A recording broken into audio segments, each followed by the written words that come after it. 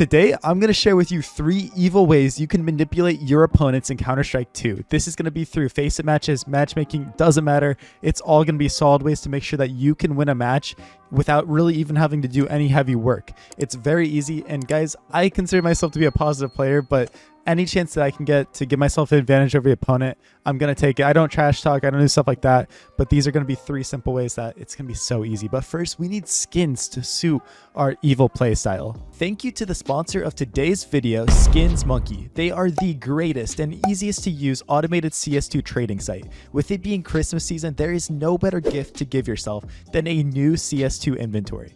They offer a 35% bonus for every cash deposit and a free $5 for $100 worth of trades when you use my code CoJo. Skins Monkey provides an instant way to get new skins with tons of great features. Skins Monkey is offering a free gift to everyone right now. You can get a completely free CS skin, up to 50% deposit bonus, or a free balance on the website from your gift. The first gift is free and the others come just from trading on the site. There is 0 hidden tricks and you only need a Steam account to participate. I received a nice M4 and UMP from my gifts. My favorite part of this event is the Advent calendar, which gives you a gift every day. You can receive a deposit bonus, XP, and tickets to a giveaway of 13 skins for 13 winners called Santa's Raffle. This is your chance to win knives and cool skins. I hope you all enjoy these Christmas giveaways and joy from Skins Monkey. Make sure to use my code COJO for huge bonuses. Alright, so let's get right into it. So the first thing that you are going to do in order to give yourself an advantage over the other team is you are going to type to them. Now, I'm not talking about your normal trash talk. That's not going to be effective. That's not going to do anything. I'm talking about you are going to take advantage when the other team is malding and tilting and they're typing in chat things like, my teammate sucks, right? My teammate sucks. They are awful.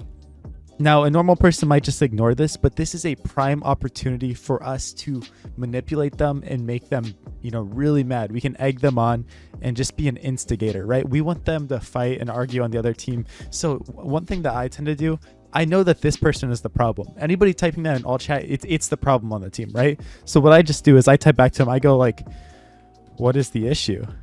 And then it baits them into typing what their teammate's doing or what's wrong. And I'm like, oh man, that's awful, right? And then you just egg them on and say like, man, I hate when that happens, right? I hate when my teammates throw. Like, you just type things like that and you just try to egg them on and be like, oh, like, what's he doing wrong? Why is he doing that? Man, I can't stand when my teammate doesn't know how to smoke window.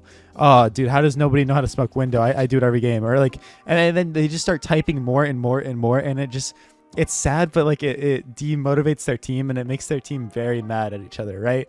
And yeah, I know it's not the nicest thing to do, but I just think it's so funny to watch the progression. I've seen so many people leave the game when this happens because they can't believe it, and the other team's agreeing with them, the other team's asking them stuff, and it's just overall just a funny way to manipulate the other team. Now, one thing you can do on top of this is say, you can find the player on the other team, you open up scoreboard and somebody is 0-7 or something crazy, right? And especially if their teammates are typing about how bad they are and stuff. What you need to do is take advantage of this. Now, how are we going to do that? So say the B player on the other team is, 0-7. He's the guy playing B. He's sitting here. He's the jump spotter doing all this stuff. Abuse him. This is just solid advice overall and something that you can do even in the pro level, even if you're not trying to be toxic. Abuse the player that is struggling on the other team because it is going to lead to them raging and saying just bad stuff to each other, right? They're going to be blaming this guy. They're going to be saying how bad their teammates are. It's going to demotivate the whole other team when they're just losing the bomb site every round. Take advantage of it. Guys, one thing that I used to struggle with when I'm playing this game, and it's something I do a lot, is I try to think like the opponents I'm playing are better than they are. How many games have you guys been in when you're just losing the bomb site due to your teammate? And it's so frustrating. Even if you're not being toxic, it's not fun. It's frustrating, right? So one thing I used to do is I used to be like, not understand this. I used to just think that the other team never raged, was always perfect, and but no, I realized from watching people stream and watching their matches, it's so infuriating to play Counter-Strike. So make it even harder and harder for the other team, right? Make it so unfun by going to the site that is wide open and really enrage them, and then type to them in a nice way when they're raging about one of their teammates and stuff, and you've won the game already. But in case that didn't win the game for you already, in case that just wasn't good enough, when you are on CT side, This is one of the best things you can do. So if you ever find yourself in a 4v1 situation, 3v1, 5v1 situation, and the other player is playing extremely slow, so say the player on T side is playing slow, and it is their noob player, it's the player at the bottom of the scoreboard, it's someone who is struggling, play so passive. And what do I mean by this? Don't run at him, don't hold W at him. Literally play so passive and make all 4 of his teammates have to spectate him for a whole minute and try to watch him clutch. I am so serious. It is so infuriating and aggravating trying to watch a bad player who's baiting and doing that kind of stuff clutch, right? They don't know where they're aiming. They're sitting around walking like this. They're, just messing up everywhere. And it's just like, I want to pull my eyes out, right? It's so hard to watch. So one thing that I tell my team to do this in league matches and in events and qualifiers is I tell my team to do this. Guys, back off. Let him play. Make him watch.